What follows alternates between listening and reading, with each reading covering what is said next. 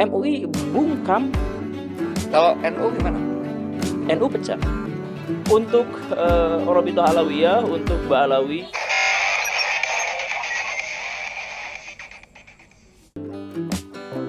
Halo guys, jumpa lagi di Kocokin Nasab. Kali ini akan membahas, kenapa MUI diam saat konflik nasab Ba'alawi mencuat, tapi sampai saat ini belum ada benang merahnya. Tanggal 22 September tahun 2024, beredar video dari Guru Gembul yang menjelaskan soal MUI yang belum juga memberikan tanggapan mengenai konflik pembatalan nasab Ba'alawi yang kini menjadi perbincangan publik, terutama bagi umat Muslim Indonesia. Ternyata setelah berjalan begitu lama sejak Kiai Imaduddin memberikan penjelasan hasil penelitian ilmiahnya, bahwa nasab klan Ba'alawi putus dari silsilah keturunan Nabi Muhammad, sehingga para Habib Indonesia yang teriak-teriak mengaku keturunan Nabi Muhammad akhirnya bungkam, tidak dapat menjelaskan secara ilmiah menolak pembatalan penelitian ilmiah Kiai Imaduddin Al-Bantani tersebut. Sehingga Guru Gembul menjelaskan di dalam sebuah podcast. MUI bungkam. Kalau NU gimana? NU pecah.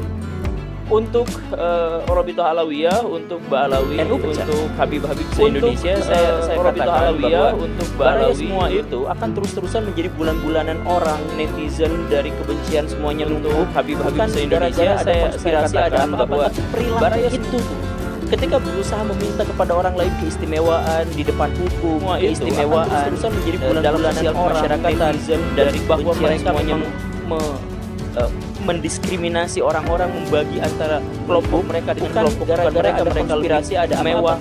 Padahal itu kan kalaupun mereka mau menikahi sesama mereka saja gitu, dalam klan itu saja, ketika itu kan istihad kepada orang lain, keistimewaan pikiran mereka sendiri dan tidak ada keistimewaan. Jadi jangan mensakralkan pendapat dan pikiran mereka sendiri. Pikiran mereka sendiri dalam sosial masyarakat mereka sendiri itu sebenarnya adalah hasil olah pikir manusia, hasil olah logika mereka. Lalu itu disakralkan.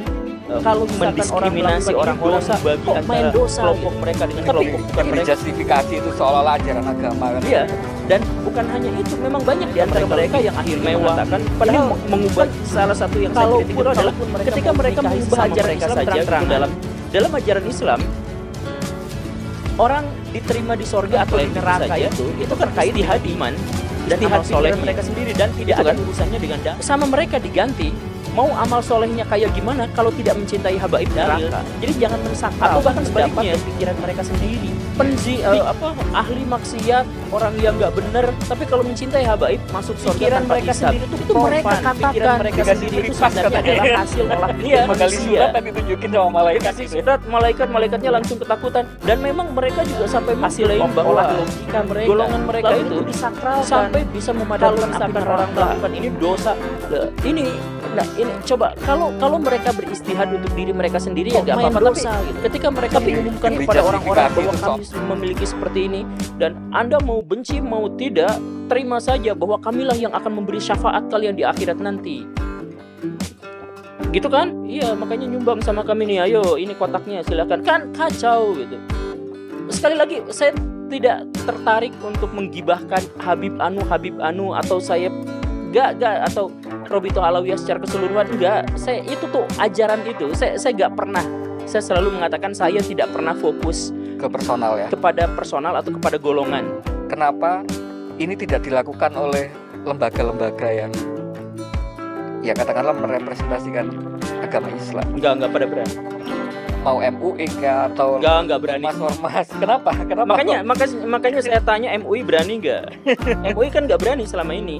MUI berani itu kalau ada influencer yang belum kaya raya itu makan babi pakai bismillah, nah mereka berani itu. Tapi kalau misalkan masalah-masalah yang lebih besar, mereka diam bungkam. Ya, saya juga nggak tahu. Bayangkan agama Islam diubah secara prinsipil. Kalau selama ini kan MUI kayaknya kalau ada yang ajaran sesat apa kayak gitu-gitu kan, mereka akan bersuara gitu. Ini bukan lagi sesat ini. Ya, ajaran sesat yang mau dikoreksi sama MUI itu yang kecil-kecil. Kalau sudah menjadi bagian dari, ya makanya ini juga koreksi sama MUI. Jadi saya jangan disomasi lagi.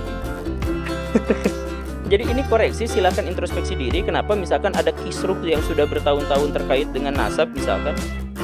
Semoga kita semua pada sadar bahwa pengaruh Habib sangatlah kuat di tubuh organisasi Islam yang dinaungi oleh NU, sehingga MUI pun bungkam.